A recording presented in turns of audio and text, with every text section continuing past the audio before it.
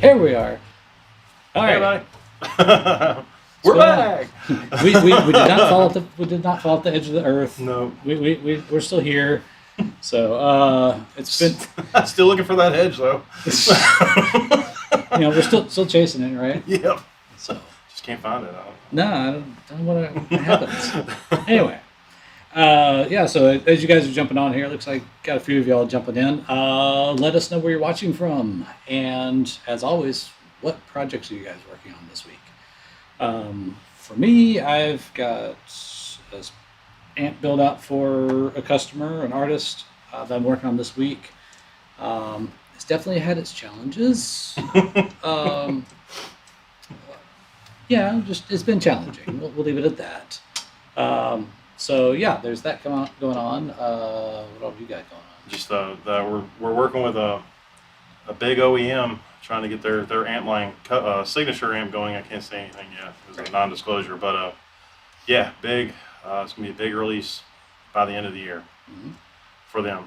So we're trying to get all the stuff, the logistics and everything of the parts problems we're having right now figured out. So I think I got it figured out. Yeah. But that's a full-time job. One amp has taken 9 months at least to prep to try to get it into manufacturing. But we're there. I think we're there. So. And throw on top of that a pandemic and all that kind of crazy mess that kind of screws up all the random stuff. So if you're trying to come out with an amp line, not the great. I mean, don't do it during a pandemic. Expect challenges. How about that? Expect challenges. Yeah, all kinds of weird challenges you would never think of. Oh yeah, definitely. Let's see here. All right, let's see who else is on here right now. Hang on, grab the mouse. Right, that mouse. Okay.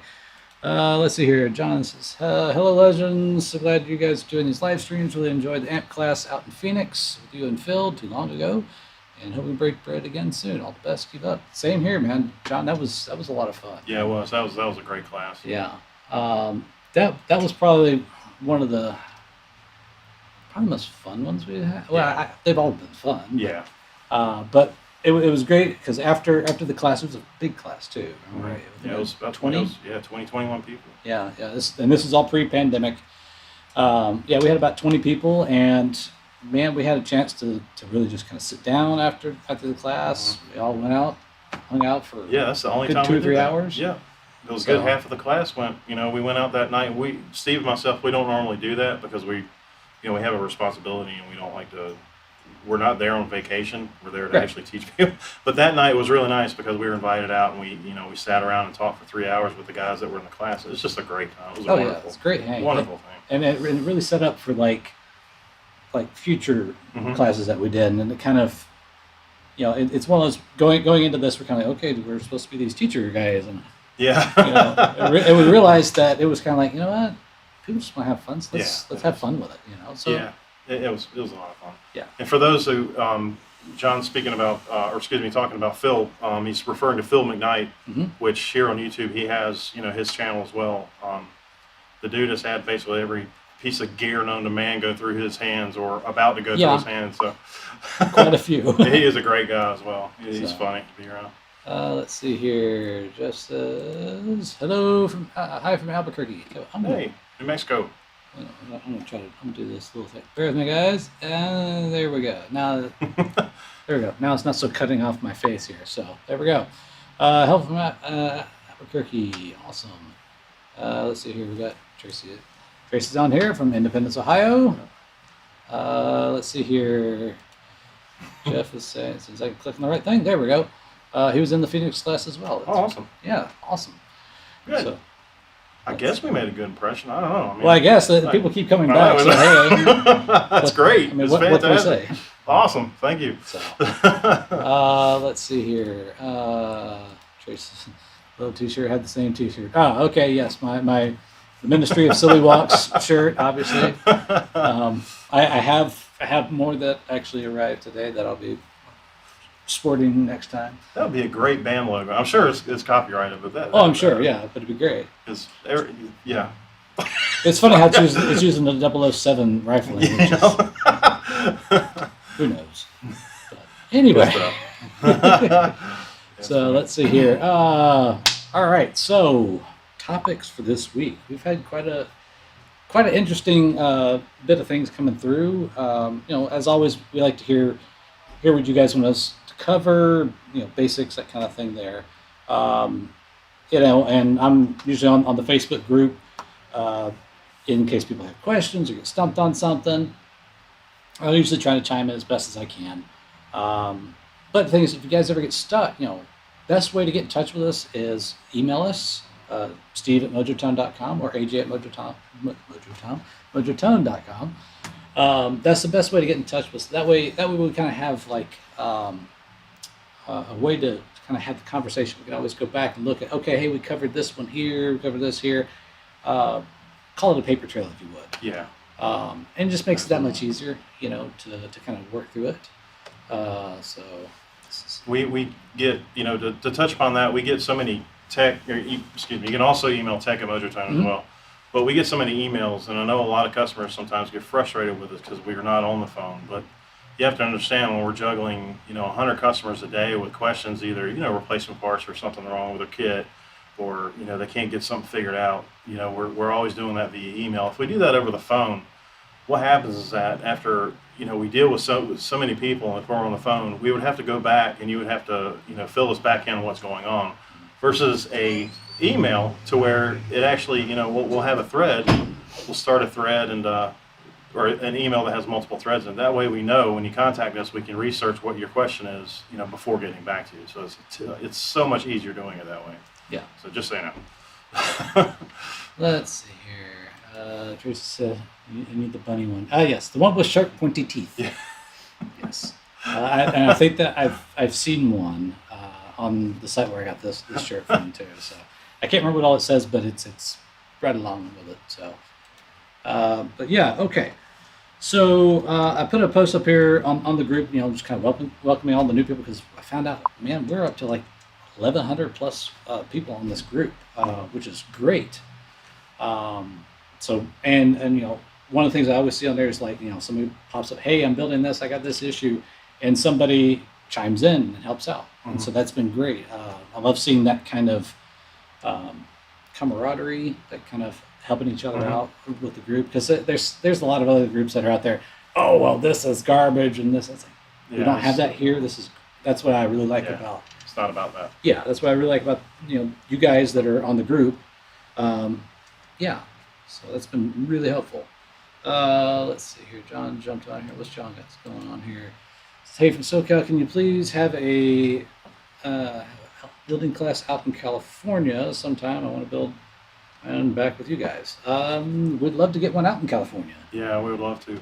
I know right now, of course, obviously everything's kind of up in the air with everything going on. Yeah. And the other thing is a matter of finding a place out in California. Do we go San Francisco? Do we do LA? Do we do San Diego or somewhere else? Somewhere in the middle. Or up in the mountains. Hey. Yeah, that'd be really nice. But we definitely want to do a more West Coast class for sure. I'd love to get up to Canada, really. Yeah, Toronto or Vancouver, or, or even Washington. But once the borders open back up. Yeah. So. Yeah, we've had a hard time with everything going on. Of course, everybody knows we say this every time we go on the computer, or on the video we have here. But it's touch and go. We're actually having a class next month. It's almost sold out. Yep. But calling and contacting people for this, because things are changing back and forth so fast. To make things fair for customers and people who want to do it, we want to wait till it's a little bit more stable. So we know, when we book ahead, we have a show in LA for 3 months. We know that we'll be able to actually make it out there in 3 months. Yeah. Versus being the state shut down again, and the airlines doing whatever they're doing. So we're kind of putting that aside for right now. We want to really crank back up after the first of the year. So. Yeah, we've got a lot of stuff in the works right now. In fact, we actually just released that. In case you guys haven't seen that, it looks like the other one that we put out, but this is the 50. So that is the custom 50. So now, in case 100 watts was too loud. Now 50 watts is too loud. Now 50 watts, yeah, exactly. 50 watts is too loud. And it's pretty darn loud. My office is actually right above this room, and this is where all the testing amps and stuff goes. It's loud. It's loud. So yeah, very loud. Let's see here. He says venues have opened back up a bit, so I haven't been able to spend much time with the groups. Hey, Yeah. definitely, definitely get out for sure. Yeah. I mean, I've gotten out a few times myself, which is nice. It's not a whole lot, but it's nice to get out and, Yeah, it is. and Very catch live music. And people like enjoying it again. Mhm. Some good friends of mine, their neighborhood, they actually had this big grass field where they had an acoustic group down at the end, and just everybody was out picnicking. There was food trucks. It was really Yeah, nice that's to nice. enjoy that again. So, Yeah. but It's very nice. let's see here. John says San Diego works, and the mountains sound better, even better. Mm-hmm. Works for Yes. me. Of course, that's like wine. Isn't that wine country or something like that? Napa Valley. Napa Valley. I don't know. Honestly. Yeah. San Diego's beautiful. Oh yeah, sure. Yeah. Like to go there. Yeah, it's nice. Of course, anyway, yeah, No, it yeah. is a beautiful area. I've been there a couple times. I love it there. Yeah. It's pronounced San Diego. San Diego. Yeah. Says I'll even drive to Arizona if I have to. Well, Yeah, that's probably a little bit more probable. yeah, just because we've already had established with Roberta Venn. Yeah, I think we've done 6 classes there so far, and we did one earlier this year because people were just itching to get back out, and then the restrictions hit Arizona again. It's one Yeah. of the 3 states that are totally jacked up right now. And yeah, probably right after the first of New Year's, I'm gonna get up with Bart Applewhite. He's the head guy there, and see what we can do. But yes, we definitely will make it back out there. It'll be in Phoenix, so. Oh, hey Tracy, thanks for catching that for me. I totally missed that guy there. It says, hey guys, if a budding ant builder was kitting out their bench, what tools would there need to be? Well, probably the most used tool you'll ever use, needle nose pliers. Yeah. Get you a good pair of those. If you're going to spend money on anything other than a multimeter, Yes. get a nice pair of needle nose serrated tip, like actual really super skinny needle nose. They Yes. become an extension of your hand. Oh, yeah. I've got a pair that I've had for probably 8-10 years. And if I use any other pair, I'm like, this doesn't feel right, and then because the spring's different, the Yeah, grip's it's different. weird. It's funny how you get familiar with tools and everything. Let's see here. Definitely a good set of wire cutters, and you don't have to spend big money on it. You can get like what's the little snips, the surface cut ones that you get, blue handled ones. I can't remember. You can get them on Amazon, but you can get them for like what, $5 or $6 or something. Proto? I don't know. Yeah, they're blue handled, but yes, you definitely need a real good sharp pair of snips, but try to get Yeah. flush cut ones if you can. Yeah. They come in handy a lot with fiberboard stuff. So Wire strippers is always handy, yeah, transformers. especially like the ones that have you put the wire and grip it, and it Mhm. auto does it for you. That's super handy to have, especially when you start dealing with a lot of the PVC wire, Teflon wire, that kind of thing. There, you don't need it with cloth covered, obviously. Let's see here. What else would you need? A Wire big cut- hammer. Well, yeah, No. get you just your basic multimeter. You don't need to have any. You don't need to go spend mega bucks on a fluke or anything Right. like that. Like I've got just your generic $10-$20 one Yep. that I have on my bench. I've been using it for years. What else would you need? Good soldering iron. Yeah, that's Good another soldering. thing. You want to try to get a pretty decent soldering iron, Yeah. especially if you're going to do it long term. Yeah. And make sure when you do get a soldering iron and more, the more pricey ones, you can get a nice one for about $50-$60. Mhm. Make sure you can get the tips for it easily. Yeah, Weller, Heiko's, those Yep. are all great. Yes, they are. Um, And those two have pretty much standardized the whole tip thing in the solder world. Yeah. So, because every other the ones we use in class, I got off Amazon and everything, take Hago tips. So, Mhm.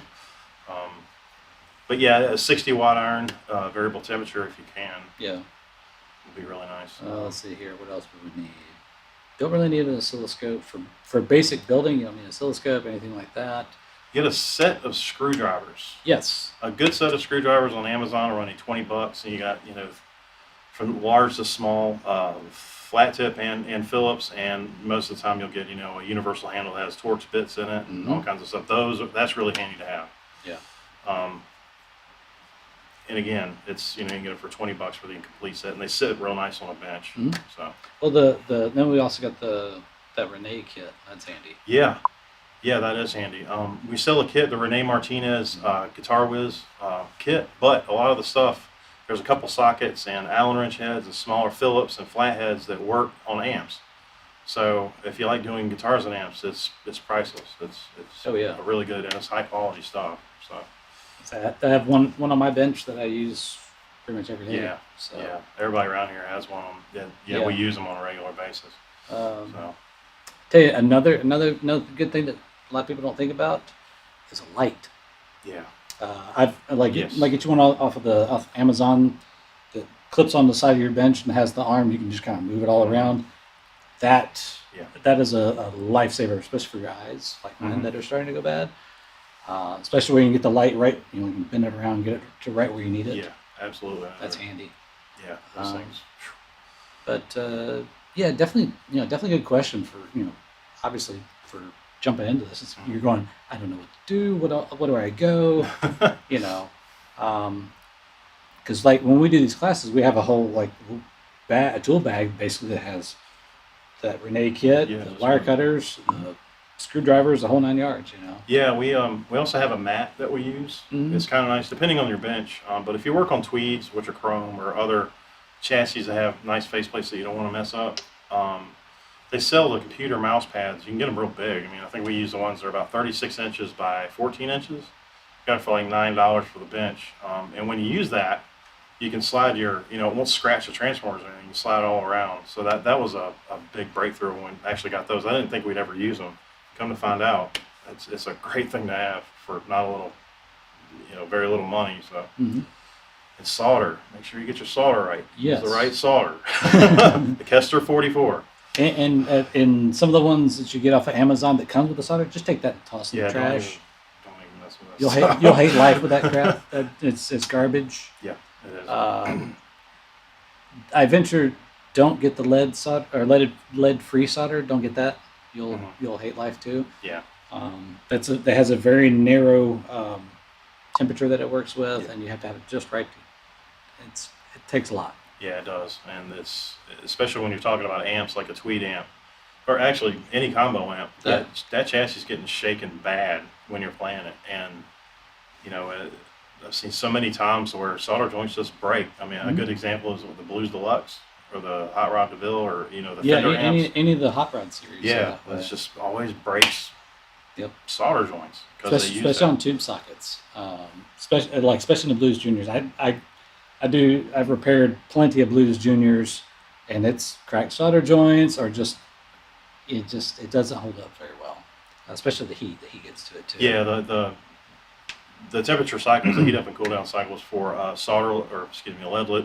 lead free solder, it's horrible. Yeah. The leaded type expands and contracts at the same rate as the bore, the turret, or the idler will, whereas the lead free solder doesn't do that. That's why it breaks all the time.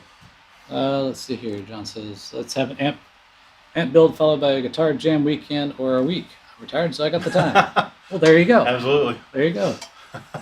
Let's see here. Flush cut nippers. Yep, gotta have those, man. Let's see here.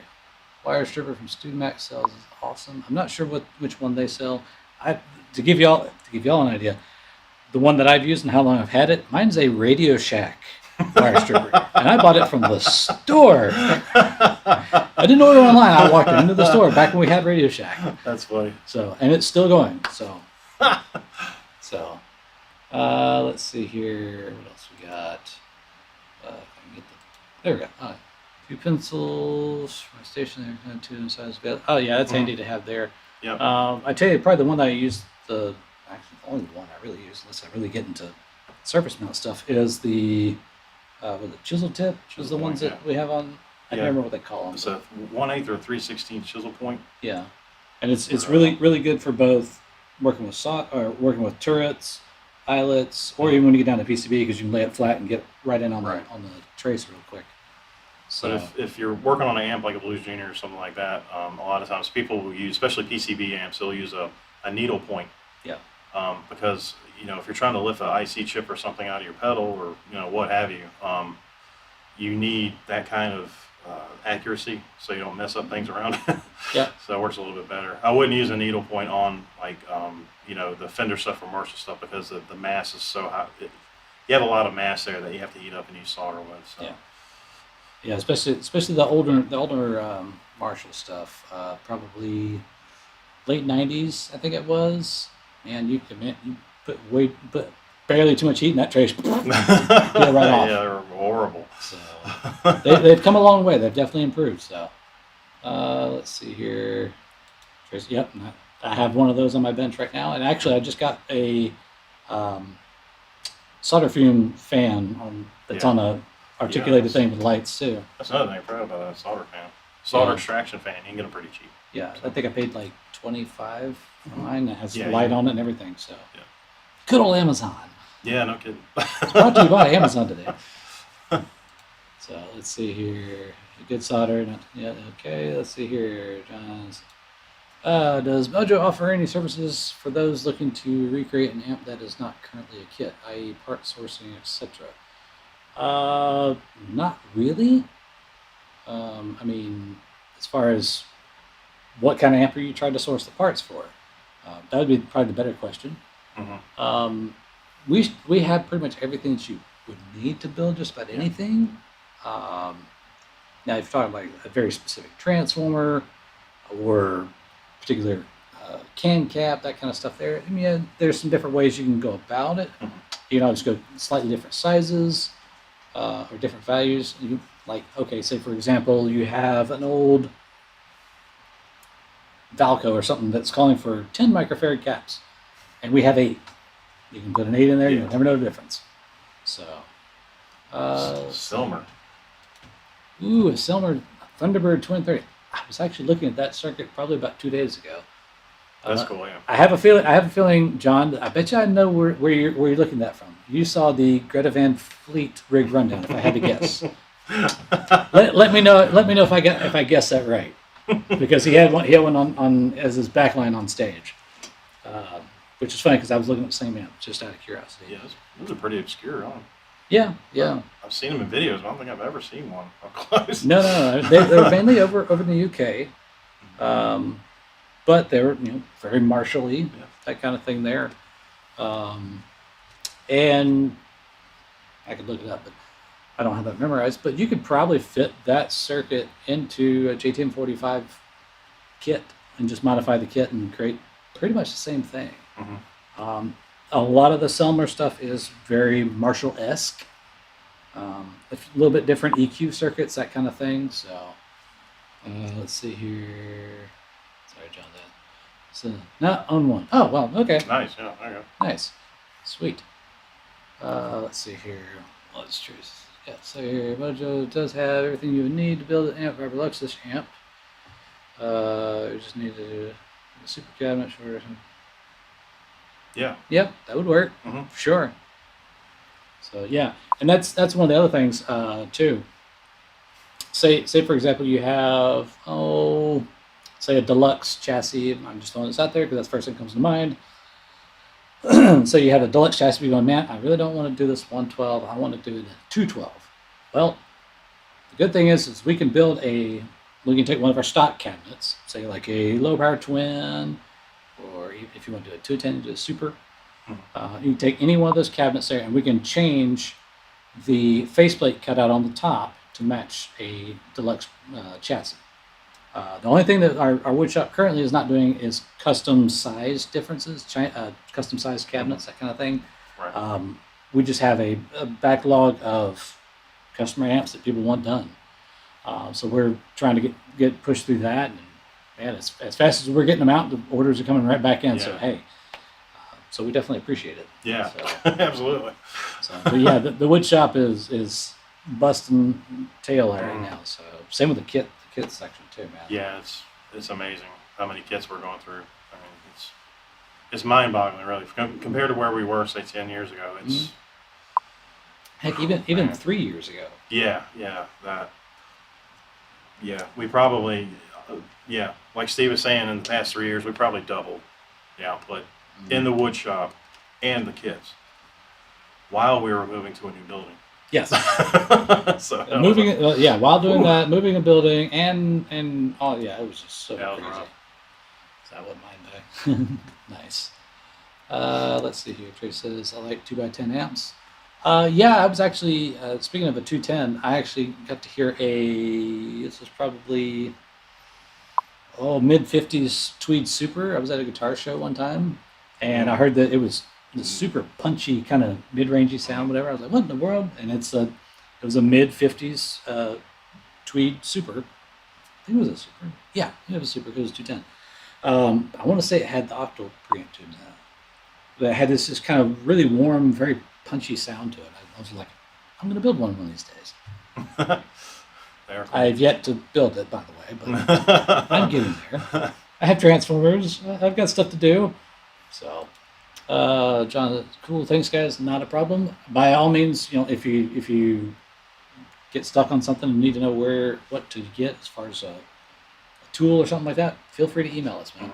We'll definitely be able to help you out, because I know when you go onto Amazon or some of these places, you're going, there's a list 3 miles long, and you're going, I don't know what I want. Yeah, you can't siphon through that stuff. So, let's see here. Trace says, you guys have come a long way. I've been using parts and pickups for over 10 years. Well, thank you. Thanks. Appreciate it.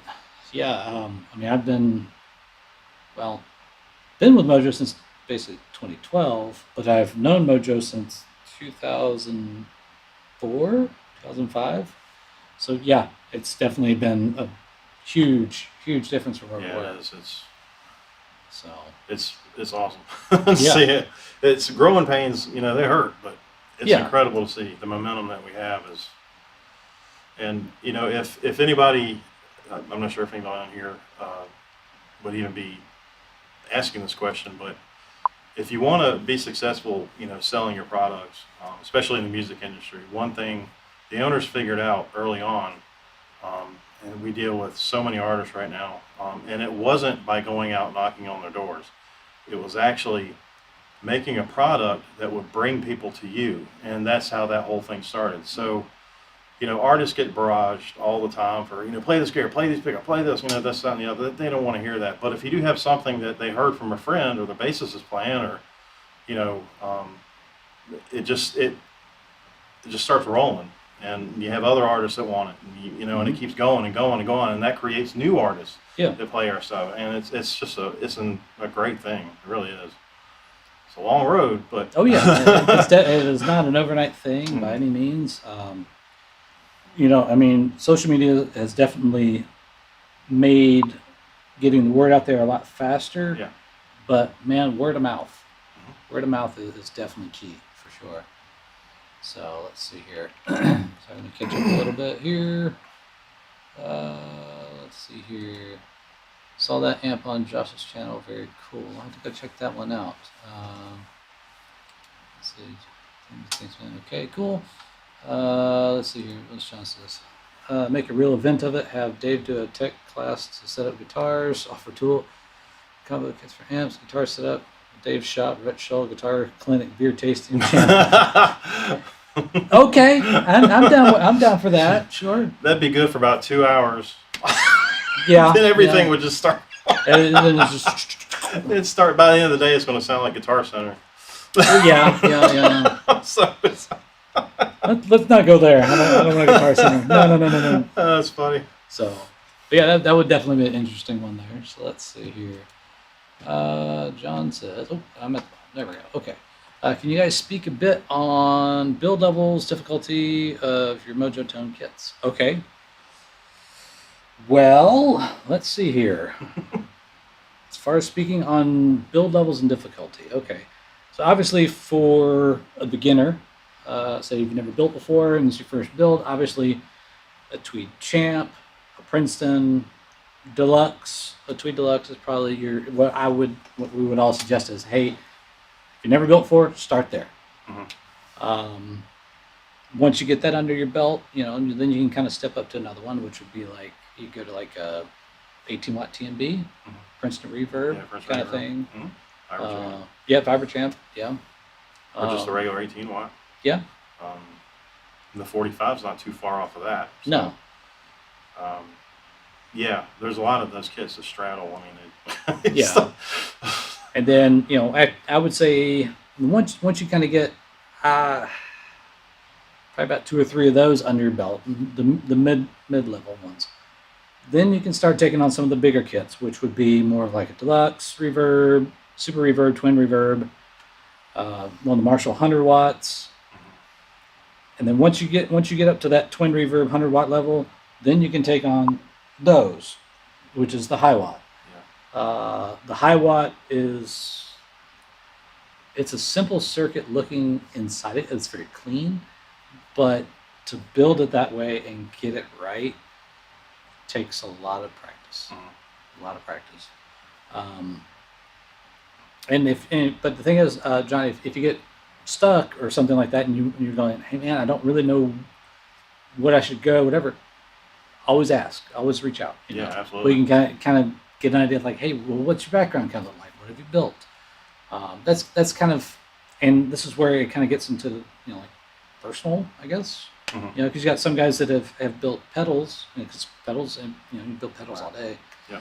That was, oh, here I could go for, I built pedals, I can build an amp, and they jump in and hit like a deluxe reverb or a twin reverb, and you get in and go, oh, hang it, whoa. Yeah, it's a humbling experience. Very, very. I mean, I've had my fair share of amps over the year.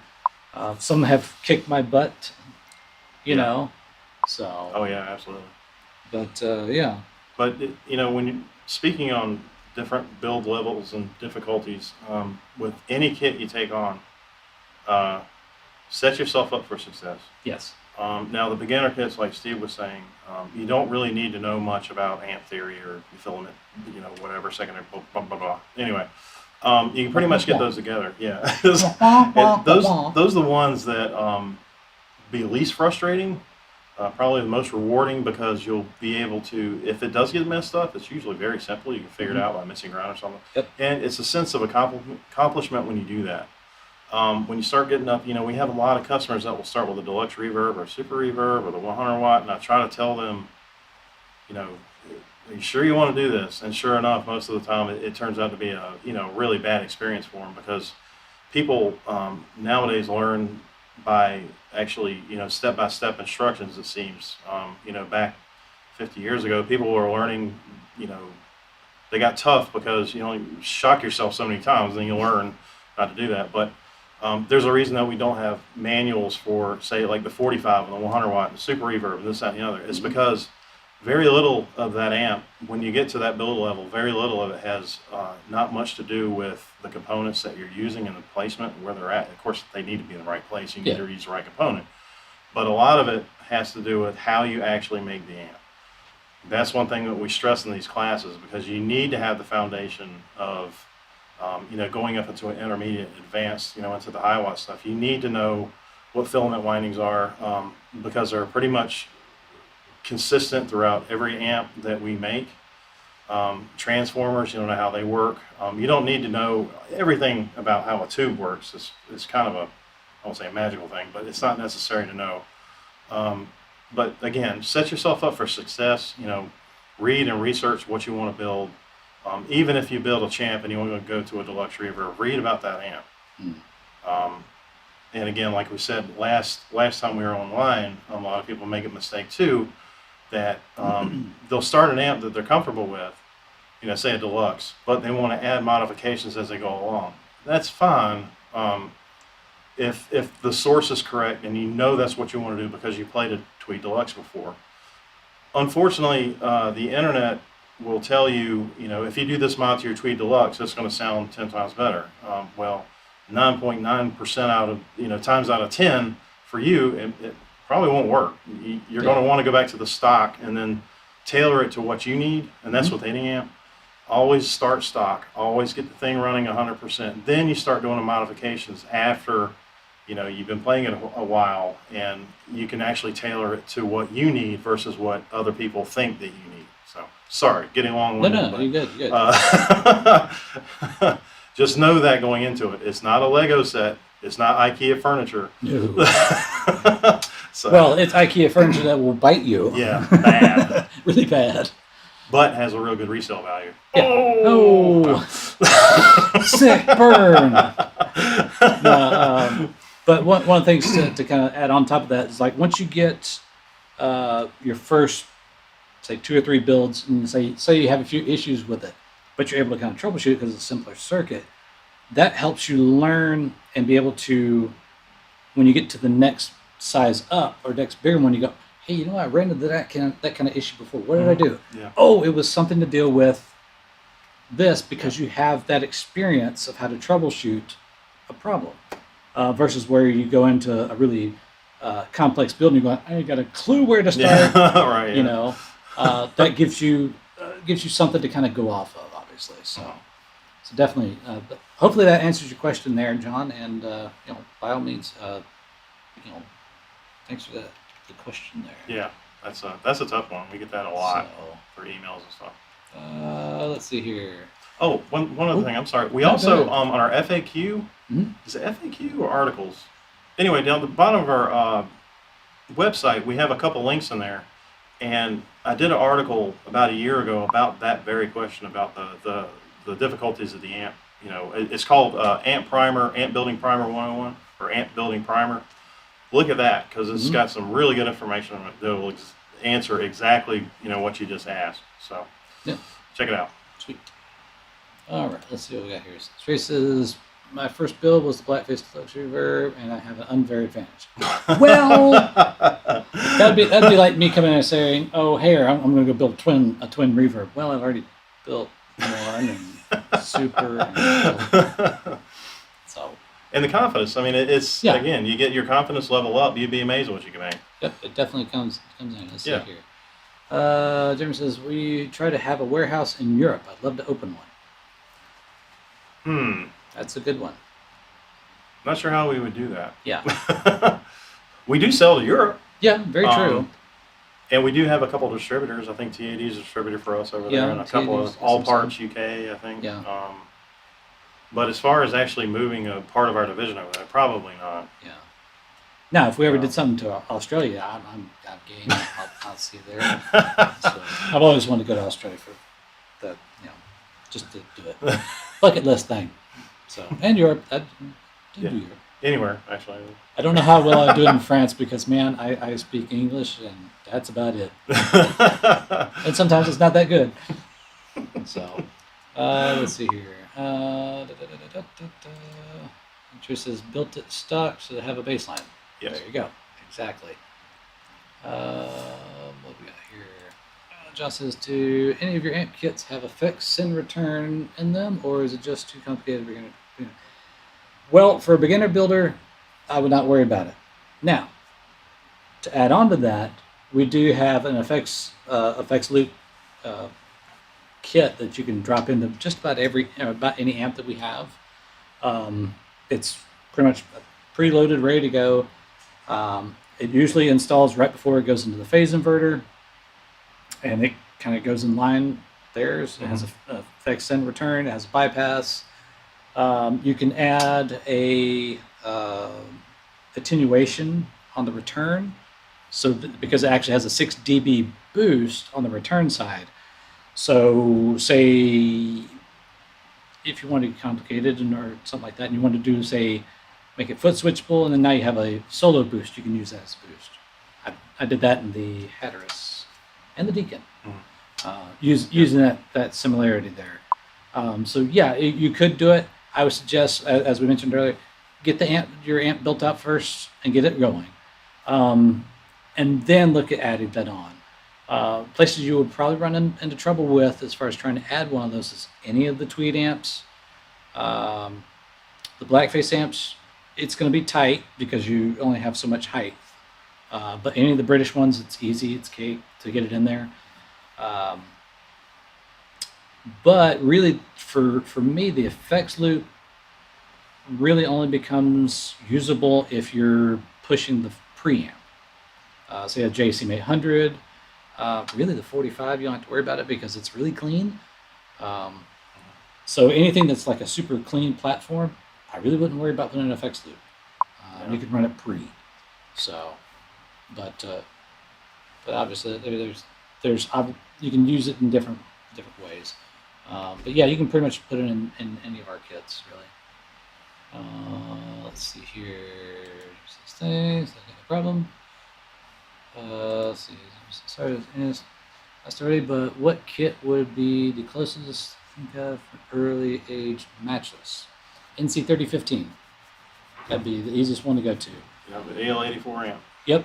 The matchlesses were pretty much a Vox derivative, give or take a few things. Some of them used the EF86 in the preamp, that kind of thing. The NC 3015, the Mojo kit, is basically like taking the preamp of a AC30 with top boost and a AC15 power amp and putting them together. So, and it's in a that size type chassis. Yeah, small box head. So, Or, I'm sorry, the small JP style size chassis. hang on, you can't see because I got the comment in the way. I am doing well today. See, there we go. Okay. Standard to 17-inch wide chassis, that kind of thing there. So, but yeah. I know somebody actually had chimed in on the group the other day asking about a Vox AC4 as a kit. It used, I think, an EF86 in the preamp. It's possible we could do that as a kit at some point. EF86 is kind of finicky as crap, but I may have a solution, maybe. I think EH is the only one that makes the EF86 anymore. I'm pretty sure, yeah. That's the only one. They're very finicky. Yeah, they are. Which is kind of like, that's why I really wouldn't want to put that in a kit, because then you have to deal with microphonics, and then we've got tubes and that kind of thing. But there's maybe something I can kind of work around to get the flavor without the hassle. Because really that tube was more of a, I think it was more of a radio frequency type thing, which is why it's so sensitive. Yeah. And that's versus audio, which is lower frequency, so it doesn't have to be as much. But that is something there. And also, they were asking about why we couldn't make one that looks like a Vox. I mentioned Vox would be on us in a heartbeat. Yeah. Yes, they would. Like, pretty much none of our cabinets can have the Vox cloth on it, right? I know we used to. I know there was a kind of a gray area of that. Mm-hmm. But yeah, Vox is very, very particular about watching their anything closely related to their name or their models or anything like that. Yeah, they are. They keep. They monitor that stuff. Yeah, that's all I gotta say. But yeah, we used to sell the brown diamond and black diamond. Yeah. We still sell the Vox Fawn. Mm. No, that's orange. I'm sorry. Yeah, we sell the Vox Fawn. Yeah. I'm trying to think of what the black stuff they use. It's the Vox Highwatt. Oh, okay, yeah. Black, right there. Yeah. Okay. So, yeah. So. Let's see here. Okay, where were we? Sorry. 1 second, guys. Hang on. I lost track of where I was. Okay, match list. There it is. Okay. Okay, what op amp is on that effects loop? No op amps. It actually uses an LND 150, which is a high voltage MOSFET. So it's about as transparent as you can get. And it puts probably about, well, it can take up to about 300 volts on it. So basically what it does, the short condensed version of that circuit is signal comes in, goes into basically a cathode follower as a MOSFET cathode follower, essentially. Attenuates the signal, does the send, return comes back, goes back through another LND 150 to boost the signal back up, and then a little bit of attenuation to get it balanced, and then that's about it, really. Then mechanical switch.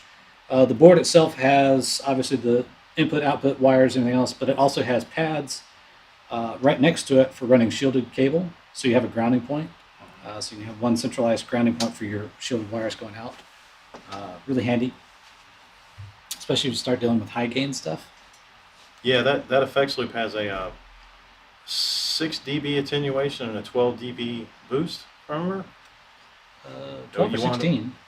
Yeah, I I can't think it's one of remember. those. It drops it down, then comes back up, and then it's a +6 or Right. something. So you get a lot of gain coming out of that. Yeah. This particular FX loop that we use. So. But there's pads on there to where you can either jump it to where you have the 16 or the 6 dB boost on it, or you can put a 1 meg pot in line and Yeah, act like another master volume to it. Yeah. So let's see here. Jeremy says like DC30, which is basically an AC30. They just can't call it AC30. Or then there's the terms of like Wampa, where he had a pedal called the Ace 30, and everything was spelt out. Wax went after him. Yeah. So, just give you guys an idea there. So, everybody thanks and cool. Okay, sweet, awesome. I was trying to think if there was something else on here. Let me see here in my list here. Okay. Y'all got, because I was asking on here about as far as new kits you guys were wanting to know about. Somebody mentioned like the oval speakers. I was like, I don't know if you can get oval speakers anymore. Well, you can get they're low impedance, but you can get component car Yeah, oval yeah, 6x9, 5x7, but they're usually 2 or 4 on. yeah. Let's see. So a couple people were requesting like some Valco, the old National Gretsch type amps. That would be kind of a cool section to get into as far as kits go. It's a tough thing to be able to do that because Yeah. there was only a couple amps that were really popular with Valco and Supro and those guys, and coupled with the fact that they're back in business now, Supro is. Yes. So we try not to step on anybody's toes like that. Yeah, especially like modern builders, that kind of thing. Right, there. yeah. Just because we try to play nice. So we mentioned why we don't offer the Blackface Bassman kit. Well, we offered it for a number of years, but we would only sell maybe 1, maybe 2 a year. So we ended up having, it took us probably 4 years to go through a batch of 50 chassis. Yeah, it just did not. So it was a really slow mover, and that's why we don't really offer it anymore. So let's see here, what else we were saying. That was the AC4 question that we're talking about. Just a little side note for everybody: if you're out in the Midwest, our thoughts are with you with the flooding and all the craziness you got going on out there. Oh yeah. Down the south as well. So hope you guys are faring well, or hope it's getting better for you down there. Mm-hmm. Really, so that whole hurricane thing is so bad. Yeah, definitely. Let's see here. Oh yeah, let's see. Oh, John's actually the thing I was just reading here a second ago. Let's see here. Asking about a bass head kit. Sorry, that's no, I'm sorry. sorry. No, you're good. John's asking about a bass head kit. We do have one. It's if you look under the Mojotone kits, you'll see one's a 50-watt bass head. It's not really based on any particular circuit specifically. It's kind of a hodgepodge of a bunch. It's solid state rectifier into a pair of KT66s for big headroom, built in the same size chassis as this, using JTM45 iron. What else did I use in that one? It has a modified preamp, kind of Fender-ish. Instead of it going gain stage, tone stack, and then gain stage, it goes gain stage, tone stack. So you can get it grind a little bit more. The EQ is very much like a Fender, but the mid shift, if you were to look at the EQ of a Fender, and you got the mid scoop, the mid shift actually takes that and moves it closer to the bass side or closer to the treble side. So it kind of, you can kind of go very, if you want like a reggae where there's like no mids, whatever, you can go do that. Or you want a really MIDI kind of sound, not MIDI, but mids, you can do that too. So, we've been kicking around the idea of doing like a B15, get more like the Ampeg kind of voice. We've had requests for that. It's in the works. It's definitely next year before we can get to it, right. For sure. But we haven't forgot about the bass players, because I also play bass. We do also have the super bass head. That's true. The 1959 the Plexi, the 100-watt, easily converted. Actually, so easy to convert that our kit you could build either one off of. The super bass, which is Lemmy, did he play Lemmy? He played, yeah, I think he played Super Bass. His is very much a super bass, but a little And modified. majors. Right, yeah. So, And he turned everything to 10. yeah. I can only imagine what that was like standing in front of it. So, okay, let's see here. And so, does that Firebird have the Johnny Winter mini humbuckers in it? Survey says. I Ding, believe ding, it is. ding. Yes. Yep, they are. I believe they are. Yeah, because there's no. Yeah, screws. yeah, exactly. It's a fully closed cover, not Yep. So those will be the Johnny Winter ones. no pole piece. So yeah, these are Johnny Winter. I don't know if that was the one we sent to Andy at Pro Guitar Shop at one point. I think it is. Because we sent him one with Johnny Winters in it, and he did a killer video of it. Which I don't play any blues slide stuff like that, but it sounded great. Yeah, So- there. This is a cool guitar. So definitely watch out for the headstock though. That's what I used to play a Thunderbird, and I always had to worry about the headstock. So let's see here. What is the builder level requirement? I'm guessing you're talking about the bass head. I would say that probably about intermediate. Right in the middle. Yeah, it's not too terrible. I would say it's on the same realm as like a J1045 because obviously same chassis. 18 watt TNB kind of setup. Just a little more juice. So, but yeah. But the 100 watt, the 50 watts intermediate, but the 100 watts going to be up a little higher because you have Yeah. a lot more components and you're dealing with higher voltages and currents and all kinds of different stuff going on there. But that 50-watt bass amp is killer. Yeah, I say 50, but I think we kind of it's more like 60. Yeah. Easy. Yeah. One is I'll actually have to see what it does on the circuit and see how loud it goes. Because KT66s will stay pretty tight, way on up there. Our Mojotone Hatteras head that we built, I put 4 KT66s in it, and full tilt, everything wide open, it was pushing 145 watts. Stupid loud. Yeah, it was crazy loud. Yes.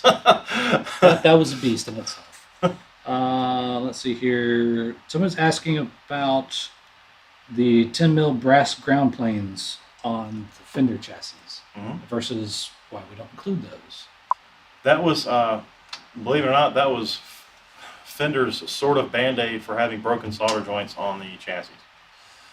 They started coming in the brown era. They started using them in the brown era, and of course that kept going in the blackface. But they're not necessary at all, to be honest with you. You don't really gain, other than the ability to have a stronger solder joint. It provides no shielding whatsoever. It was strictly for just grounding. One thing that does the same thing is a lot of our kits you'll see in our drawings like to do buses across the back of the pots. Does the same thing. But, there's a conversation to that as well. Is it a good thing, a bad thing? Yeah.